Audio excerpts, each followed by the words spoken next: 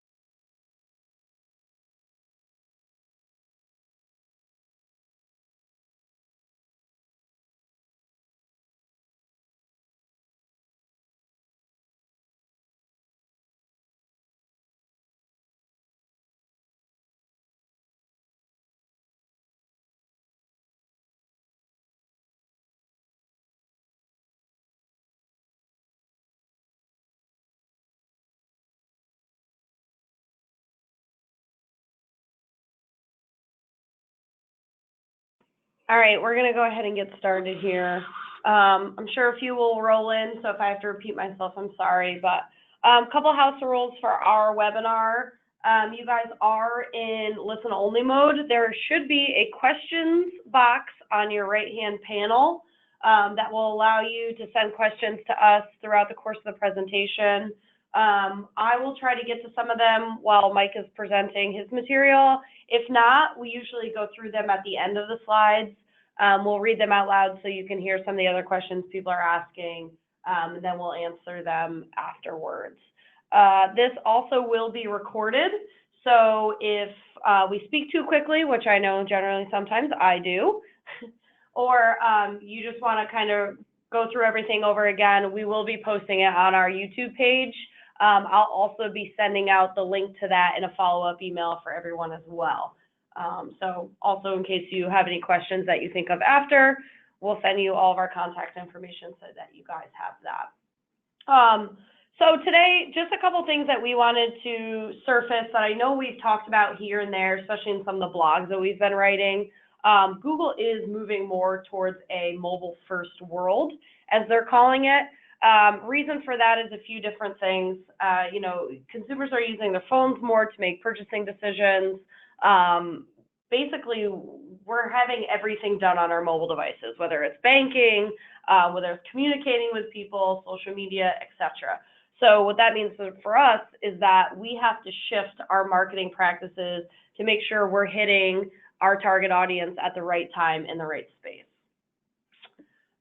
So today you have Mike and I, both of us together probably have about, I think, 15 years of experience in SEO and PPC, and really just the digital marketing area.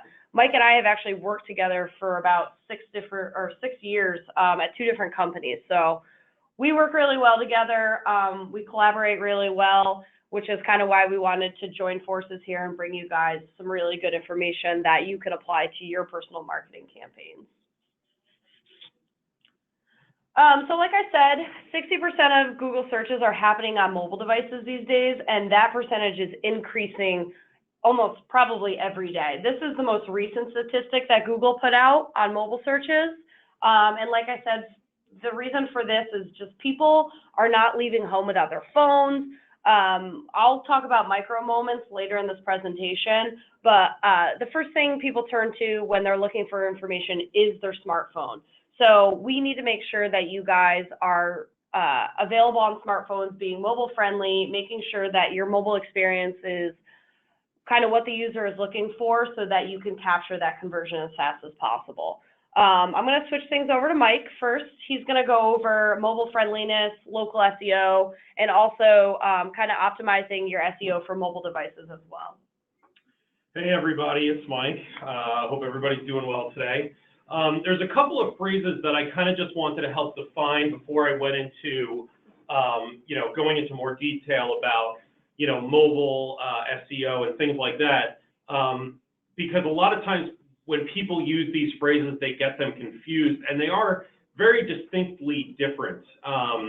And some of them apply more to what we do now than others, as the, Google transitions its algorithms into the future. So the first is mobile friendly. And what mobile friendly refers to is creating a version of your website that can be easily accessed via a smartphone, a tablet, basically anything that's not like a desktop or a laptop computer. So when it uses the word mobile, it doesn't necessarily mean it's just about your cell phone in your hand. Tablets, iPads are a big part of that now. So it's important from a usability standpoint in that in the past, a lot of people would build websites that weren't necessarily responsive. So you'd have to have a different version for mobile than you would on your desktop. And now what Google really likes is responsive design, which I'll get a little bit more into later. But it's basically something where you can have one website that works on every version of a device that would look at it. What local SEO refers to is the techniques used to promote getting websites placed in the SERPs, which basically, for example, your restaurants, local shopping, dry cleaning, bowling alley, pizza place, something like that. When you look them up in your local, well, not even to you local. I mean, if you're going into Google and you're doing a search, you're not necessarily typing in a search for your area. What you're typing in is a search for a pizza place, let's say. Well, Google knows where you are now, and they are going to spit back the results for where, I mean, you guys can go ahead and try it right now, but, do a search for dry cleaning or pizza, and you're going to find that the results are going to be tailored to the IP address that Google finds you in. So what local SEO is standing for is that the activities that have your business information on a smartphone, there's techniques that we apply that have an impact to the way that you rank in those local markets. What mobile SEO refers to is specifically to the activities that are undertaken to encourage websites to rank higher in the results for searches conducted on mobile devices. So what that basically means is there are now two different algorithms that Google has implemented, one specifically for mobile devices and one specifically for desktop devices. So if you're doing really well ranking for a phrase on your computer, that doesn't necessarily mean it's going to translate into the same search on a mobile device. The thing that Google's really trying to do now is, because the results on a mobile device is a lot smaller, you're looking at a smaller screen, is that they're trying to tailor those results so that people can find the answers to their queries as fast as possible without having to scroll through a lot of different things. So the way this is done is, besides it being in ads, is through the local pack, is through what's called the knowledge graph. If you're asking Google a specific question, if Google can figure the answer out without even sending you to a website, it's going to try to do that as well. So there's a lot of different things that can apply to mobile SEO, but ultimately, if you're doing the right things on your website, which should be mobile friendly, being ranked in one should get you ranked in both. And we're going to talk about that as well. So let's move on to the next slide here, and we'll talk about the updates that have actually happened in the past year. There's been two in particular that have really impacted a lot of what we do now. One was Mobilegeddon, which obviously, if you can tell by the name, is directly in regards to an update that they did that affected, mobile devices. And the other one is called Possum, which is basically the update that had a lot of effect on local rankings. And, people that were doing local SEO for a while got a really great push from that, a really great benefit, because what that really does is it helps people that focus on local markets compete with national brands, national businesses that in a lot of ways are almost impossible to compete with. When you're talking about back in the day, if you would Google the word pizza, what you get is Pizza Hut, Domino's, national brands that everybody knows that, have dominated the space forever. You wouldn't see Joe's local pizza shop, but now you will, because Google knows that that is something in your area and might be a better tailored result for your experience. And that's what they want to do. They want to tailor the results for everybody's individual experience to match up with what their search query is. So to go into a little bit more detail about that, what these two different algorithm updates did is a lot of the following. First, it would prevent spam from ranking, which obviously is a great thing. Nobody wants to get a spam in their search results anyway. So there's a lot of things it did to knock out people that were doing things not above board in Google's eyes. Another thing it did in regards to local SEO is it had an impact on the local pack, which what the local pack is basically is the search results that Google places at the top of a search before the rankings. You guys probably see it if you did a search for a dry cleaner or a bowling alley, where you see a block of local shops, stores, what have you, that have like phone numbers and a little map there or something like that. And so Google's basically taking the best results and putting them there. Now, there is a way to get into that local pack, and a lot of that has to do with doing the right things in terms of local SEO. So we'll get into that later, but what used to be is the local pack used to have 7 results, and now there's only 3. So it's a bit harder to get into it, but that means if you can get into it, it's all the better for your company. The next thing is the physical location of the searcher is now more important than ever, which basically means that your results are more tailored on local. So, if you're in a city and you're searching for whatever you're searching for, Google knows that it's going to tailor the results to that city. And if I get on a plane and I go to another city, my results for that exact same search will be something different. And so where you are impacts what results you're getting. Now, that doesn't necessarily mean that you can't get information from another city nearby. What Google will do in that case is, say you're in a town, I grew up in a town, downstate New York called LaGrangeville. Now, if I was optimizing for something in LaGrangeville, how many people are really going to find it? There's not a big population there. But if, LaGrangeville is, let's say, 20 minutes from Danbury, Connecticut, it's 10, 15 minutes from Poughkeepsie, New York, places that have a lot bigger population center.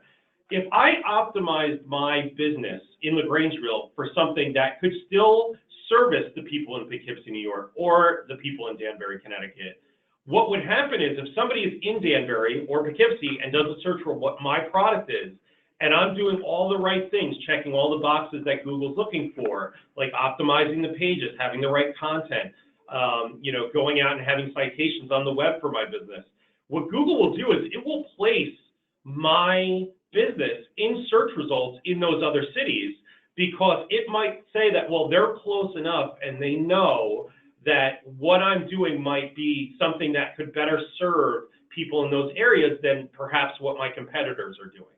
So you can still get boosts in those nearby cities. And that actually goes into basically the next part of this, which is increases in rankings for businesses that fall outside of the city limits. So when you search a map, and you can go ahead and do that now, look up like, Jacksonville, Florida, or, somewhere in South Dakota, doesn't matter. you will see a map for that city that comes up in Google Maps. It's usually outlined by like a red line. If you're not in that red line, that doesn't mean you can't rank in it. It doesn't mean that you can't rank out of it.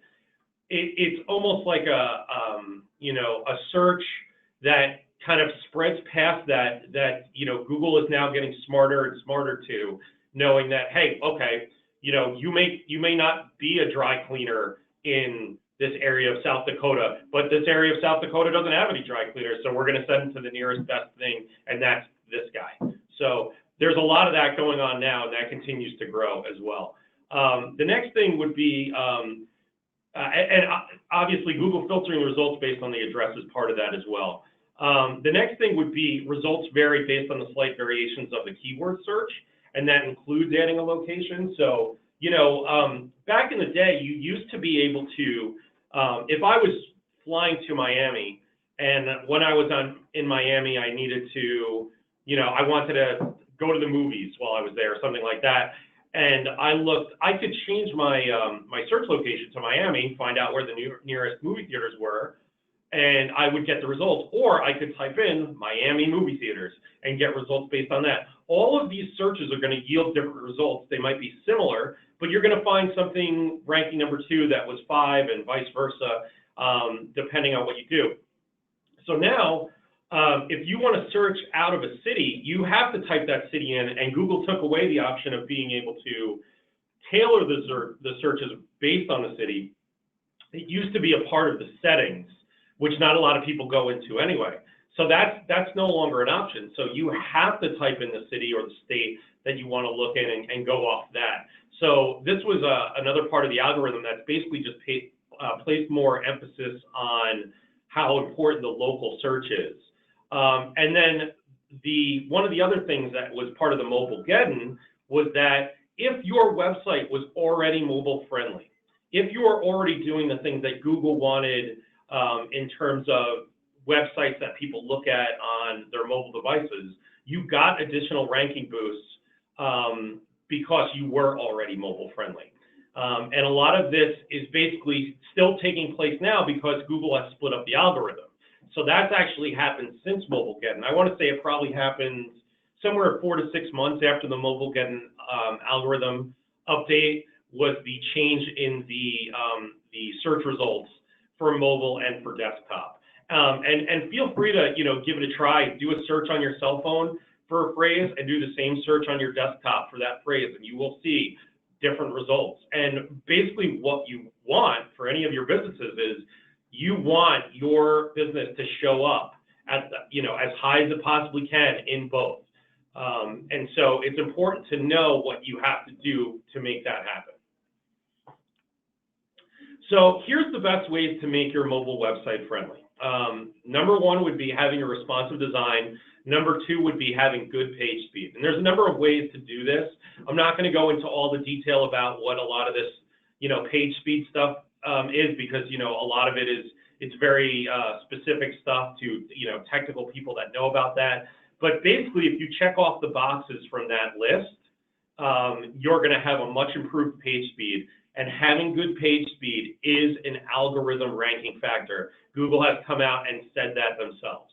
So you definitely want to make sure that you always have a fast website, because when Google's factoring in things that it wants in its results, it wants you, obviously users want this as well. They want a website that is responsive, it's very quick. They want to find what they're being able to look for, they want to get the information they need, and they want to get out. And especially on mobile devices more than ever before, because when you're looking on a cell phone, how often do you zoom in to read the text on a page on your cell phone?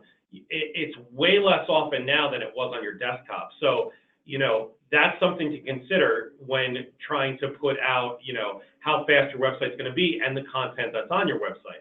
Now, the reason why the responsive design is important is because, well, number 1, it's recommended by Google, and anything Google recommends is pretty much, we're going to give you time to learn how to do this, and eventually, if you don't do it, it's gonna hurt you. It's also a lot easier to manage because you have one website that works on all devices, and you only need to focus on one SEO campaign that should benefit you in both areas. Now, there's one other thing as well. which is it's a newer thing. It's come out in the past year. It's called AMP, which stands for Accelerated Mobile Pages.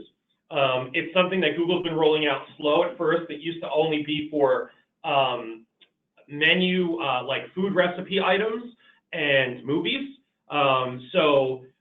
Basically the way you would know that you were looking at it is, you know, if you search on your cell phone for like a recipe for, you know, chicken teriyaki or something like that, and it gave you a result, you would notice that when clicking it, the page would kind of slide up and it would be much faster than having to wait for a page to load. And basically what AMP does is it indexes your posts.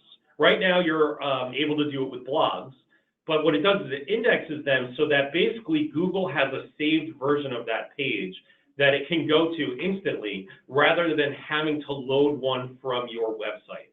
And so the bonus of this is that, well, number one, it's a Google thing. Google, you know, invented it. It's for Google. They want it for, you know, all these websites that exist on the web, because it basically makes mobile searching even faster than it already is, particularly in places that have slow internet speed.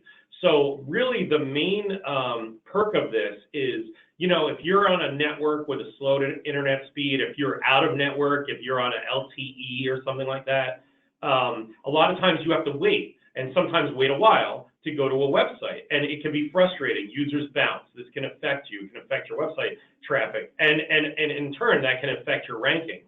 What AMP would do is load the page instantaneously, even if you're on a slow internet connection, so that your potential users, your potential customers don't have to wait. They get the information they're seeking instantaneously. So the next thing to talk about is mobile search versus desktop search.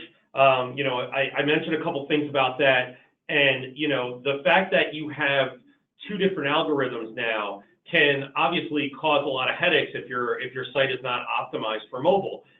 You know, because who wants to come up with two different marketing strategies, one for mobile, one for desktop, when you can combine them simply into one?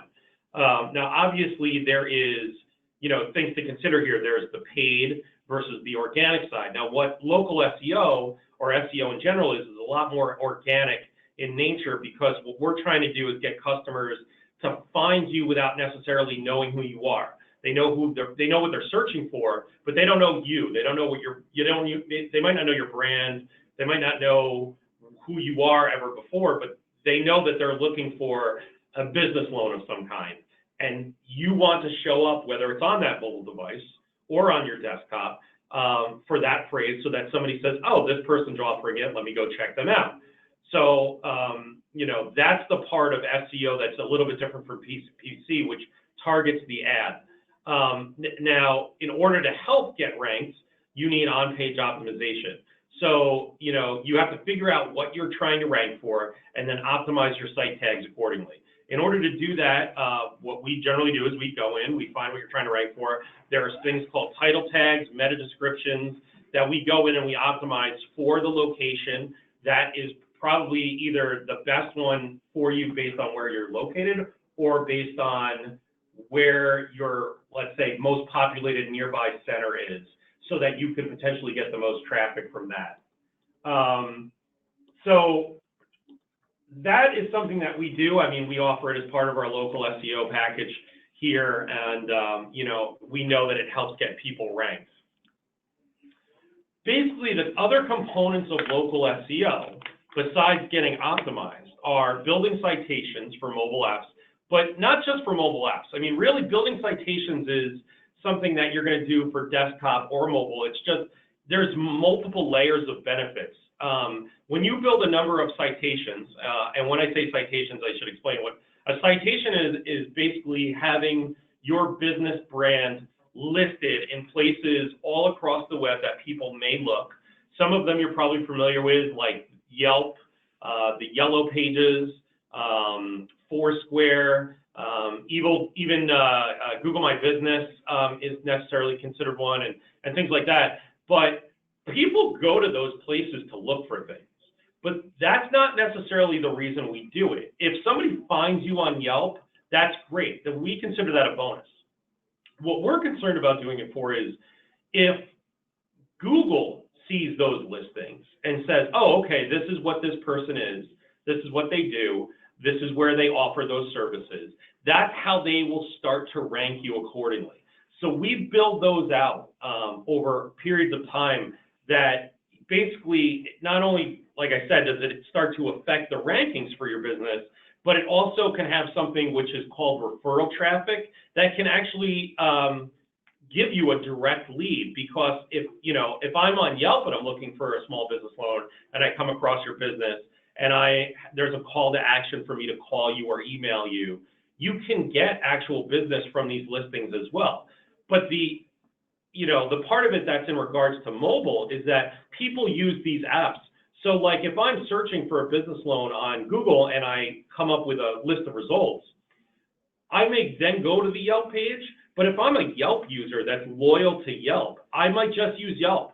So being listed on both is a great benefit to you. You occupy more real estate in the search result, and therefore there's more of a percentage of a chance that somebody's going to click on your website. The next thing would be having a uniform NAP across the web. NAP stands for name, address, and phone number. Google looks at that as a kind of like a roadmap to how they're going to rank you, because if you're in a spot where your phone number is not consistent on the web, maybe you have a variation of your name because you changed names, or maybe you changed your business address. Those kind of people, what Google will do is they'll look at that and say, well, there's something not consistent about this, and it can negatively affect your rankings. So what we like to do is make sure that your name, address, and phone number is uniform on all these places on the web, to make sure that Google has a clear-cut picture of who you are, how people can contact you, and where people can find you. The next big portion of this is the Google business page. We create those for several reasons. It gets your business located in Google Maps. It's probably the premier citation that anybody would look at. It will give you a lot of statistics as to how people are finding you in Google and things like that. But it also allows you to get reviews, which is the next part of this. Getting reviews in Google, you need to have a Google business page in order to do it. But when you basically have two businesses that are checking all the boxes and tied, let's say you're tied, it's neck and neck, and Google's looking to say, well, who are we going to rank above the other in terms of ranking #1 for small business loans in this city? Guess what they're going to pick? They're going to pick the guy that has the more positive reviews. So getting reviews is a huge part of how they finalize the local SEO ranking. And if you're not able to get reviews on Google, then Facebook is the next fallback. But really, Google looks at its own business page reviews as the #1 determining factor, simply because it's Google. It's going to look at its own stuff first. And then the last thing that you could do to improve your local SEO is having local blog posts. Now, these don't necessarily have to be in your area if you're trying to service a greater area, but basically what they're going to serve to do is, if I'm a person that's offering commercial finance in New York, but let's say I have a second office in Florida or, San Francisco, I want people to know that I'm there. I'm going to posting blogs about those services, about the services that you offer that are city specific, can help you rank in that other city as well. So, or the alternative is they can actually boost your rankings in the city you're in if you just want to hyper focus on that. So there's a lot of things that you can do. There's a lot of things that we offer that can be done, and all of these things combined really, really help the way that your website can rank, not just in Google on your desktop, but on your mobile device as well, and have your customers, be able to find you and ultimately drive more traffic that can convert more leads for you. The other component of this that really works well with all the SEO is PPC. And, when Google sees that you're doing both, they know that you're making the effort to optimize your site, and they know that you're spending money with them, which is obviously the thing they love the most. And they give businesses that do both a real kind of added boost. So I'll give Brittney the opportunity to kind of go into more detail about that now. Awesome. So as Mike said, as Google really hasn't come out and said this themselves, and I don't know if they ever really will, but it has been found, and not just within our agency, but a lot of different agencies that we follow, that clients that do both do seem to see better results as far as organic traffic as well as their paid traffic as well. I know one thing after just kind of wrapping up what Mike talked about on the organic side is you may be thinking how this applies to our industry. So I know Mike gives some great examples as far as like B2C companies like pizza shops, dry cleaners. There are advantages for the B2B world, believe it or not. So a lot of what our, I should say, consumers do is they may start their search on a mobile device, but they may end on a desktop. So it's still very important for you guys to be ranking on mobile devices and ranking for those local searches as well, because a lot of your clients or a lot of your borrowers are probably, I want to say more than half the time, starting their search on a mobile device, even though they may be ending it on their desktop. Cross-channel marketing is something that's huge right now that agencies are trying to break into as far as measuring a user that starts on a mobile device and it ends on a desktop. So that's definitely something that we'll cover probably within the next couple months when we really kind of figure out how we want to present it to you guys. As Mike said, mobile paid ads really help with not only putting you or getting you a mobile presence online, but also helping you locally. And a few different things because of that. I really attribute that to micro moments. I know I've talked about micro moments before. For those of you that are not familiar with mobile micro moments, they're what Google calls I want to go, I want to do, I want to know moments. So like I said earlier in our webinar, we turn to our smartphones for almost everything. We want to look something up. We want to go somewhere. We want to know something. We want to do something, but we need to find out where it is. We're always turning to our mobile devices. So a couple interesting things here that I found out from Google. 80% of people do not leave home without their phone. I barely even leave a room in my house without my phone, which is a really terrible addiction. But, you know, with that being said, 90% of consumers are converting after a mobile search. Like I said, whether that ends on the mobile device or whether they go to a desktop to complete that transaction, you know, it's starting on a mobile device because we are so attached to our smartphones in this day and age. I guess more specifically, my generation that's kind of up and coming, but almost every generation is becoming more and more acclimated with mobile devices. So it's very important that we have a presence on mobile search. So a couple things about, you know, kind of running an ad campaign when it comes to mobile devices. First of all, if you run a campaign with us, you're going to be on desktops and you're going to be on mobile no matter what. So you kind of have the best of both worlds. But here's the beauty of running PPC ads when it comes to the mobile world. If you look up a search, this is a search I did on my phone, you know, the first things that pop up before I even have to scroll with my thumb are ads. And I believe there are about 3 or 4 ads that come up before any of the search results.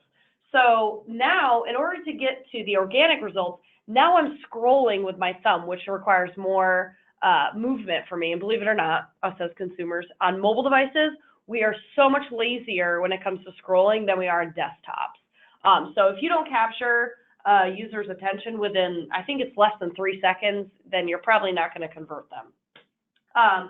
One other thing that, you know, Mike was bringing up before is the local pack. That shows up beneath these ads.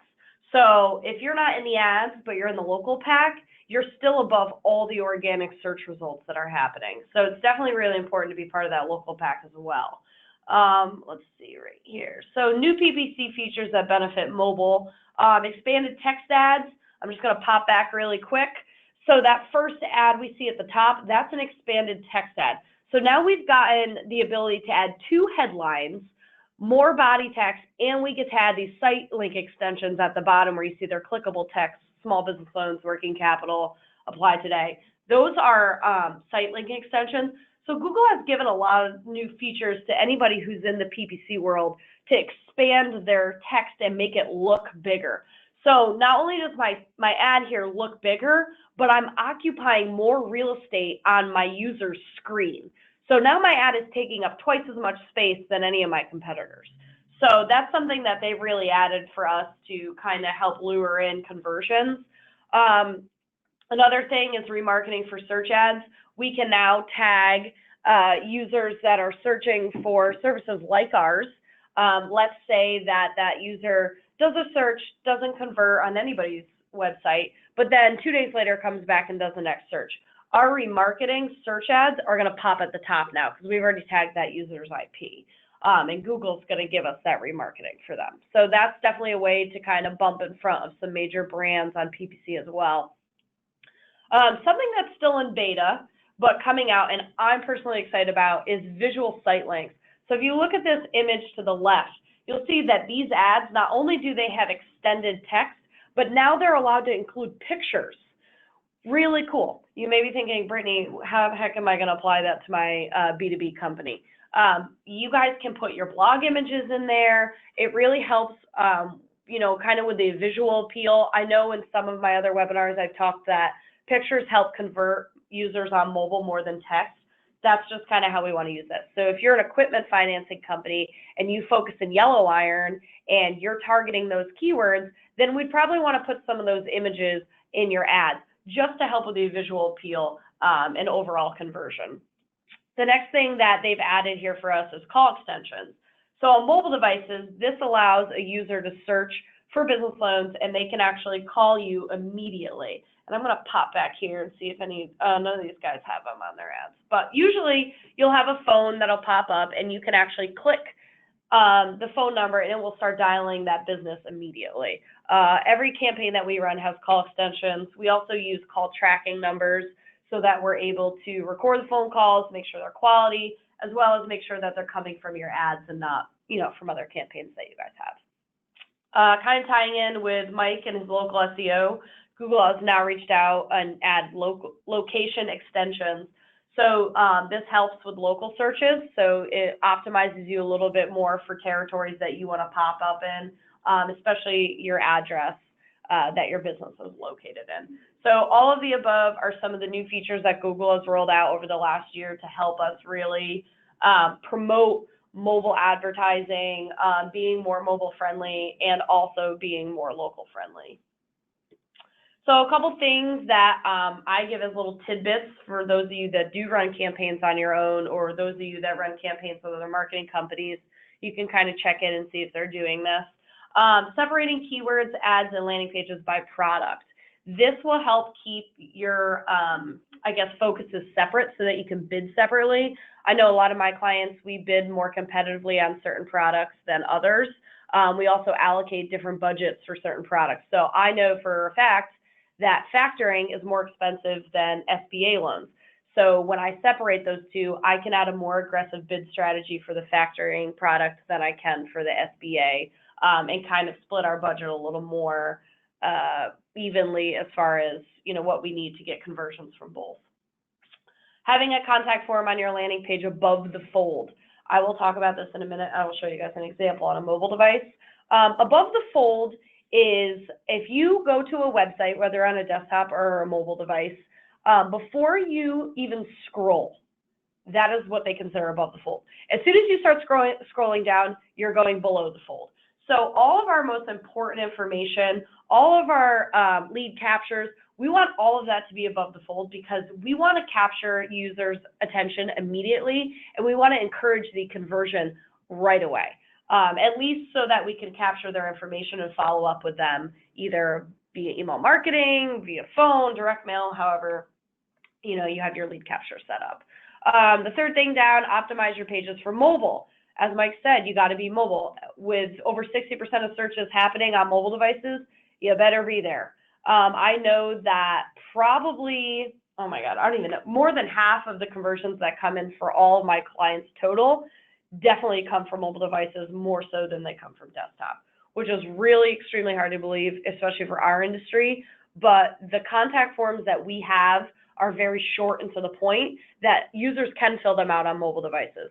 We're not asking for these long form applications for people to fill out on mobile. So the conversions are happening much quicker and in greater volume for all of that. Also use header tags. Header tags are just what, is at the top of your website. Just kind of helps users make sure they landed in the right spot, making sure that they're on a business financing page and they're not on a personal car financing page.